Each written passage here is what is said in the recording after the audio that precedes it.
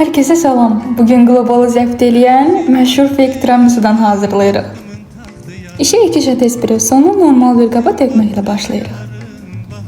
Ardından əlimizdə olan yağlılığı ən az 20% olacaq xamaya bir neçə qaşıq şəkər tozu əlavə edib homojen bir kıvam alana qədər qarışdırırıq.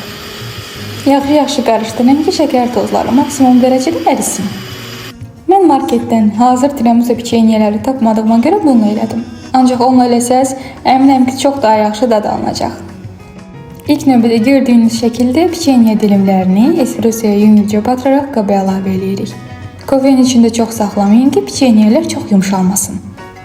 Bu işləmi ta piçenyelərimiz bitənə qədər, yəni sonacan davam elətdiririk.